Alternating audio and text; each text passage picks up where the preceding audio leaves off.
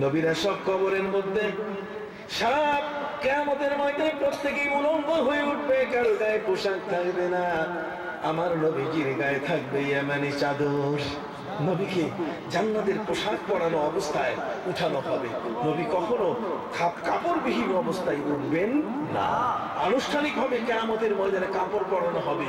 হযরতে ইব্রাহিম আলাইহিস সালামকে আউয়ালু মান ইউকসা ইয়াউমাল কিয়ামতি ইব্রাহিম। আমার রাসূল বলেছেন আনুষ্ঠানিকভাবে কাপড় পরানো হবে ইব্রাহিমকে। মা আয়েশা প্রশ্ন করেছেন, রাসূল আজকের পৃথিবীতে একজন সুন্দরী মেয়ে হাঁটলে সবার চোখ পড়ে, একজন ভালো একজন বেটা একটু হ্যান্ডসাম হাঁটলে মেয়েদের চোখ পড়ে, কতক্ষণ না? কিয়ামতের মধ্যে এই ধরে উলঙ্গ দেখলে একে অপরের দিকে তাকাবে না। আল্লাহ রাসূল বলেছেন অসম্ভব, সেদিন নফসি নফসি, চাচা আপন জান বাঁচা। তখন জীবন বাঁচানোর পর আসবে, তখন ওই দিকে কারো তাকাবার কোনো সুযোগ থাকবে না। ইয়েমেনি চাদর পরা আমার নবী রওজা মুবারকে জান্নাতের পোশাক পরে তাকে উঠানো হবে। রে ভাইরা, ওই জমিনের মর্যাদা এত বড়। ফতোয়া আলমগীরের মধ্যে লেখা হয়েছে আল্লাহর আরশের চেয়ে নবীজির দেহ মোবারকের নিচে যে মাটিটা তার মূল্য বেশি। এই জন্য কবি বলেছেন কদমো মে মুস্তাফা কে গর মেরা মাজার হোতা। নবীর কদমের পাশে যদি আমার মাজার হতো, কদমো মে মুস্তাফা কে গর মেরা মাজার হোতা, वो खाक पाक होती और मैं खाकसार होता। সেই মহাপবিত্র মাটিয়া যার উপরে রাসূল শোয়া, কথা বুঝতে পেরেছেন?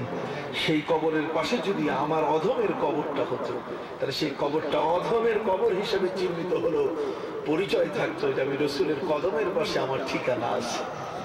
কন্যা সুবহানাল্লাহ। রাসূলের কদমের পাশে কি ঠিকানা?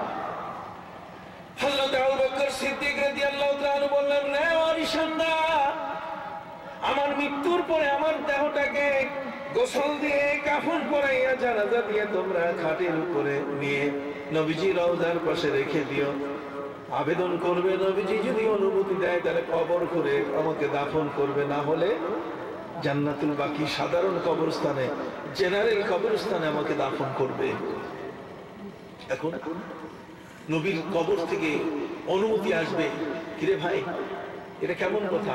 ওরা তো বলে যে নবী নাই, নবী কবরে শেষ হয়ে গেছে। অন্যরা যেমন মাটির সাথে মিশে যায়, একটা কবরের উপর আরেকটা কবর হয়, কাজে নবীর কবরে নবী নাই, নবীর কবরে নবী মাটির সাথে মিশে গেছেন। নাউযুবিল্লাহ। ইন্নাকা মাইয়িতুন ওয়া ইন্নাহুম মাইয়িতুন। আপনারা কি আমার কথাগুলো বুঝতেছেন? বিশ্বনবী মুহাম্মদ রাসূলুল্লাহ সাল্লাল্লাহু আলাইহি ওয়াসাল্লামের কাছে হযরত আবু বকর সিদ্দিকের লাশ তার পাশে দাফন হবে কিনা অনুমতি, রাসূল রওজায় কবর। কি বিশাল আকীদা, কি বিশাল কঠিন বিশ্বাস, কথা বুঝতে পারছেন? এই বিশ্বাস সহজে আনতে পারবেন? আপনি তো দেখেন না। হযরত আবু বকর সিদ্দিক রাদিয়াল্লাহু তাআলাকে জিজ্ঞাসা করা হলো, আবু বকর কেমনে বুঝবো নবীজি অনুমতি দিলেন? আমরা রাসূলের কাছে অনুমতি চাইবো, রাসূল গো। আবু বকর সিদ্দিকের জীবনের শেষ আশা, তিনি আমাদেরকে কবর খুঁড়তে নিষেধ করেছেন। জীবনে কোনোদিন আপনার সাথে বেয়াদবি করেন নাই, মৃত্যুর পরেও তিনি বেয়াদবি করবেন না। অতএব তিনি ওসিয়ত করে গেছেন এই কবরের পাশে, আপনার রওজার পাশে তাকে কবর দেওয়ার জন্য শেষ ইচ্ছা, নবী অনুমতি দিবেন কিনা। ওয়ারিসানরা বলছে, আবু বকর কেমনে বুঝবো রাসূল অনুমতি দিলেন কিনা? আল্লাহর নবী বলেন, শোনো, রাসূলের রওজার সাথে একটা ছোট্ট গেট আছে, গেটের মধ্যে তালা লাগানো আছে। তোমরা আমার কবরের জায়গা চাইয়া যখন আবেদন করবে, তালাটা যদি এমনি এমনি খুলে যায়, তালাটা যদি এমনি এমনি খুলে যায়, তাহলে মনে করবে অনুমতি হইয়া গেছে। সুবহানাল্লাহটা একটু আসতে হইল। কত বড় কথা, কি বিশাল বিশ্বাস। আমার মৌতের পরে আমার লাশটা কবরের পাশে রাখলে তোমরা আমার নামের একটু কবরের জায়গা চাইও। যদি রাসূলের রওজার পাশে আমার কবরের একটু জায়গা তিনি দেন, তার এর আলামত হচ্ছে কি? তালা খুলে যাবে অটোমেটিক। তারপরে রাসূল তোমাদেরকে উত্তর দেবেন। কি বড় বিশ্বাস, কত বড় বিশ্বাস! হাদিস শরীফের মধ্যে আছে আল্লাহর নবীর ইন্তেকালের পরে হযরতে আলী রাদিয়াল্লাহু তাআলা নবীজি রওজা মুবারকের চৌকাঠ, এই যে চৌকাঠটা আছে, এটাকে মেরামত করার জন্য মিস্ত্রি নিয়ে এসেছেন, রাজমিস্ত্রি।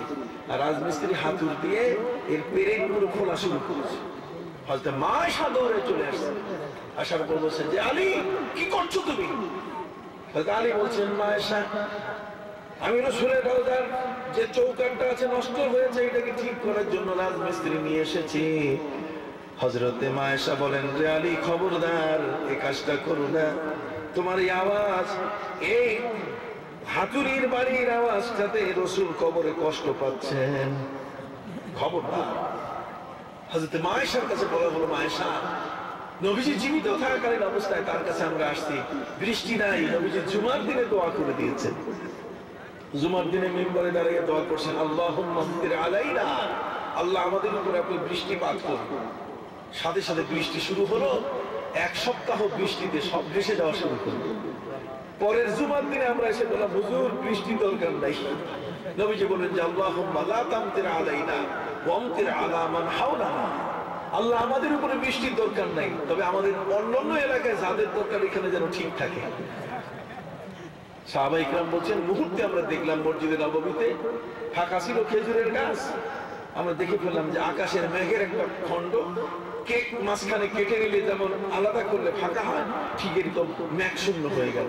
অন্যদিকে বৃষ্টি হইতেছে আর আমাদের উপরে বৃষ্টি নাই। জোরে কন্যা সুবহানাল্লাহ। কে চিনে রাসূল? সে আবু জাহালকে চিনবে, সেই উতবাকে চিনবে, সাইবা চিনবে, আবু লাহাবকে চিনবে। খেয়াল করেছেন ভাইরা আমার? হযরতে মায়েশা রাদিয়াল্লাহু তাআলার কাছে এসে সাহাবীরা বললেন মায়েশা নবীর জীবিত অবস্থায় আমরা নবীর কাছে পানি চেয়েছি, জুমার দিনে তিনি আল্লাহর কাছে আবেদন করে পানির ব্যবস্থা করেছেন, এখন কি করব? এখন তো পানি দরকার। মায়েশা বললেন যে রাসূলের রওজার উপরে যে মশারিটা টাঙানো আছে ওই উপরের গিলাফটা সরাই দাও, সরাই দিয়ে দোয়া করে দেখবে বৃষ্টি হয়ে যাবে। নবীজি রওজা মুবারকের উপর থেকে গিলাফ সরিয়ে দেওয়ার সাথে সাথে দোয়া করার পরপরই তাৎক্ষণিকভাবে বৃষ্টি শুরু হয়ে গেল। আপনি তো কইবেন যে মাজারে কিছু নাই, এ তো পাথর হয়ে গেছে। ইন্নাকা মাইয়াতুন ওয়া ইন্নাহুম মাইয়াতুন, যদি এটাই হয় তাহলে ইমাম বুখারী রাহমাতুল্লাহি আলাইহির মৃত্যুর পর সামারকান্দ এলাকার মধ্যে যখন কঠিন ভাবে বৃষ্টির অভাব দেখা দিল, ইস্তেসকার নামাজ চলতেছে, দোয়া দরুদ কোনোটাই বাদ নাই, কিন্তু কোনো বৃষ্টি নাই। সামারকান্দের কাজীর কাছে একজন নেককার মানুষ, একজন আল্লাহওয়ালা মানুষ গিয়ে বলল, রে কাজী আপনি তো দেশ চালান, আমি আপনার কাছে বলতেছি আপনি জীবন ভরা কানলেও বৃষ্টি হবে না। যদি বৃষ্টি আনতে চান তাহলে আপনি নিজে বের হবেন, আর আপনার সাথে সাথে যত কর্মকর্তা যত কর্মচারী আছে সব কর্মকর্তা কর্মচারী সহ সবাই মিলে ইমাম বুখারীর কবরের কাছে যান। কন্যা সুবহানাল্লাহ। উনি তো ঈদগার ময়দান দেখাই দেয় নাই, উনি তো বিশাল স্কুলের মাঠ দেখাই দেয় নাই, উনি তো খেলার মাঠ দেখাই দেন নাই, বরং তিনি দেখিয়ে দিলেন কোন জায়গা, বলুন না কোন জায়গা? ইমাম বুখারীর কবরে দরুদ শরীফ পড়েন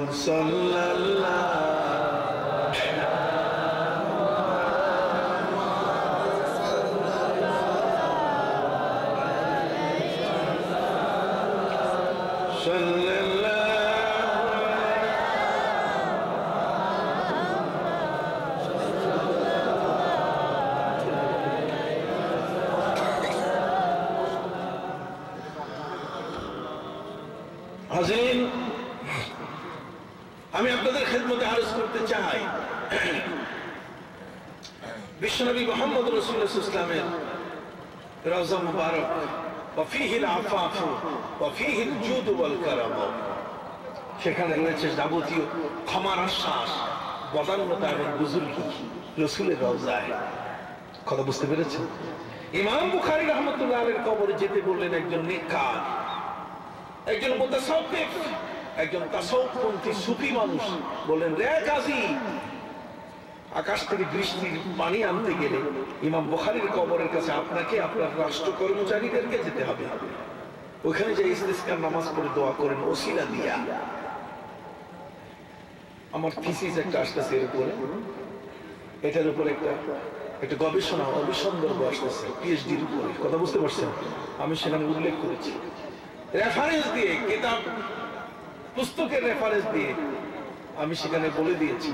হাজরিন, যে ইমাম বুখারী রাহমাতুল্লাহ আলাইহির কবরে রাষ্ট্রীয় কর্মকর্তাদের নিয়ে সেই কাজী সেখানে উপস্থিত হলেন, সবাইকে নিয়ে যখন ইস্তিসকা পানির প্রার্থনার নামাজ শুরু হয়ে গেল,